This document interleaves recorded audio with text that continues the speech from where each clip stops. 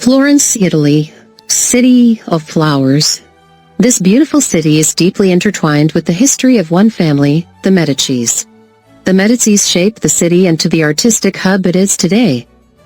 This family produced 4 popes and 2 French queens.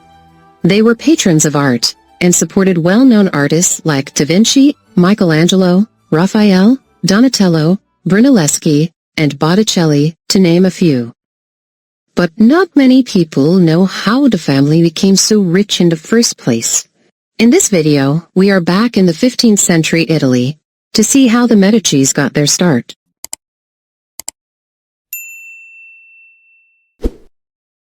To understand the Medici's ascent, we need to know a bit of a background. Even before the establishment of the Vatican City, Pope was seated in Rome. However, at the beginning of the 14th century, Philippe IV of France felt that the Pope had too much influence in the internal affairs of France. So Philippe IV first tried to strong-arm Pope Boniface VIII into relinquishing some control over the French Catholics. And after Boniface VIII died, and after a quick reign of Pope Benedict XI that lasted only about 11 months, Philippe IV finally managed to get the cardinals to elect a pope more sympathetic to French interest. This new pope, Clement V, moved the papal seat to Avignon. And after that, for nearly 70 years, 7 successive popes presided over the church from Avignon. Then, in 1377, Pope Gregory XI moved the papacy back to its former seat of power of Rome. But Gregory XI died only about a year after the move back to Rome. And after his death, groups of cardinals in Avignon and Rome each elected a new pope, claiming that their pope is the true pope.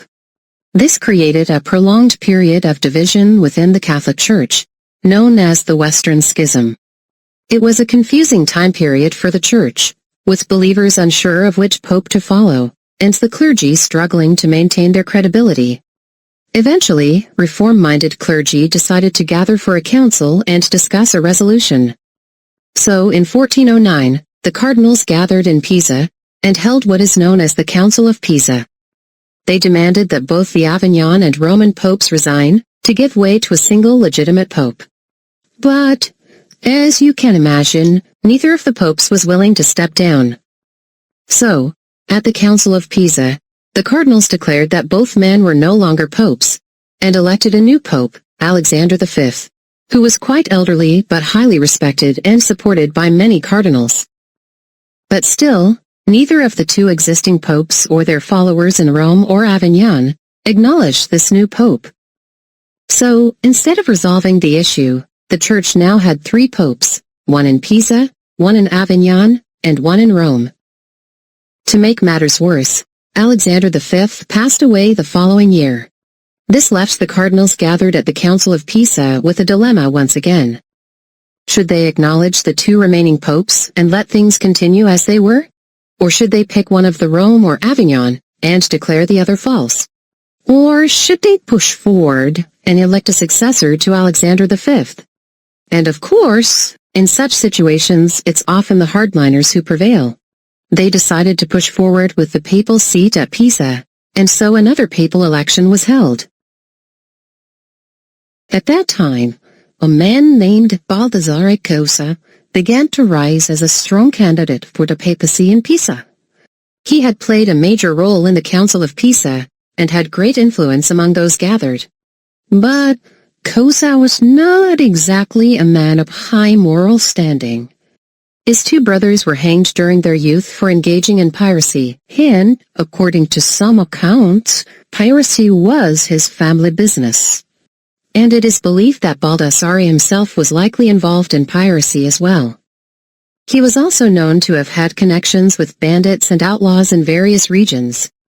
But, after witnessing his 2 brothers' executions, Cosa decided that, perhaps piracy wasn't a sustainable career. So he turned to the church and became a clergyman. He was a brilliant man, but he had a reputation for being extremely secular, ambitious, and deceitful. He was described as highly immoral. Some even said that while he might make a capable soldier, he was completely unfit to be a clergyman. Cosa wanted to become the new Pope of Pisa, But because of his reputation from his earlier life, he needed a powerful patron on his side. He turned to Giovanni de' Bicci de' Medici, who was a banker in Florence. Cosa proposed a deal: buy the votes of the cardinals for me, and in return, I will give you control of the papal treasury once I become the pope. The papal treasury was immensely valuable. The Catholic Church's income from France generally went to Avignon, while Italy and Germany sent theirs to Rome. What was left, primarily from the regions that were dissatisfied with either of the Avignon or Roman popes, went to Pisa. But even just that was a massive sum, so managing the papal treasury was a big deal, even if it was just for the Pisa pope. But Giovanni was a businessman, and he needed to evaluate the probability that Cosa could actually become the pope. And by his assessment, Cosa was slightly behind, but still not out of running altogether. So Giovanni took the deal with Cosa and mobilized his resources. He sent out his agents to visit all the cardinals, with hefty treasure chests. The exact number of votes that Giovanni managed to change is uncertain, but the shift was enough to make a critical difference. So, in a closely contested election, Baldassare Cosa won by a narrow margin in the papal election held in 1410, and became John the 23rd. And as promised, John the 23rd made the Medici family the official banker of the Pope, and gave them the control of the papal treasury of Pisa. In the meantime, the Holy Roman Emperor, Karl IV, had been watching all these events unfold, and finally decided to intervene. Karl IV had a son, Sigismund, who was the king of the Romans and of Hungary at the time. The emperor tasked Sigismund to resolve the crisis once and for all. Sigismund pressured for another council meeting. As the result, what is now known as the Council of Constance was convened in 1414. Sigismund summoned all three popes to Constance. Gregory XII, the Roman pope, preemptively transferred all his power to a representative and stayed in Rome. Benedict XIII, the Avignon pope, and John the 23rd, the Pisa pope, were practically dragged to Constance. Sigismund was a fierce and decisive man, not afraid of using threats to force the popes to comply. He applied immense pressure and threats, making it clear that this was the end of the road for the popes.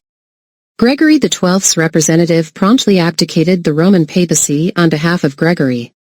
John the 23rd escaped from Constance disguised as a postman, and was deposed in absentia. He was eventually captured and held for ransom. The Pope in Avignon, Benedict XIII, refused to resign and was excommunicated by the council.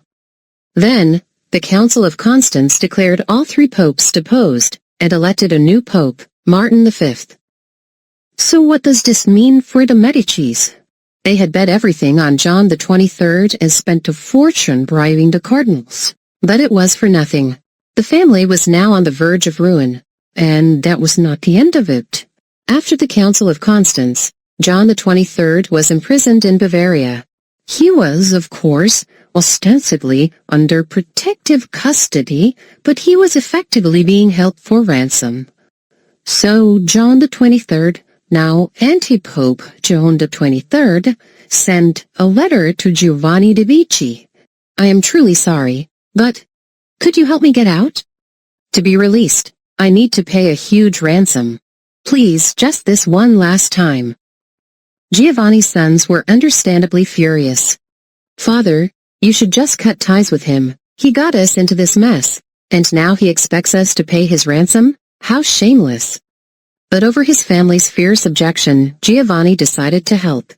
He believed in maintaining loyalty once a relationship was established. He convinced his sons and sent the ransom to Germany, freeing John the 23rd. Not only that, Giovanni even allowed John the 23rd to live comfortably in his family villa after his release. Now, you might think the Medici family would be ruined by this decision, disappearing into the shadows of history.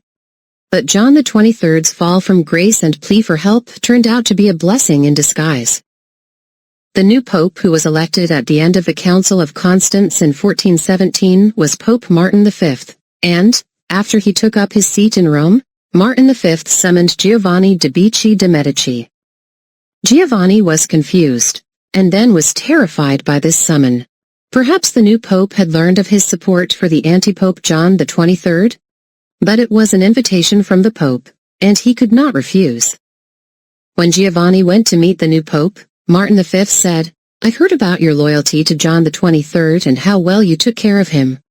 Giovanni, taking this as a rebuke, profusely apologized to the new pope and begged for his forgiveness. But surprisingly, Martin V told him, "No, I'm not criticizing you. In fact, I want you to manage the papal treasury."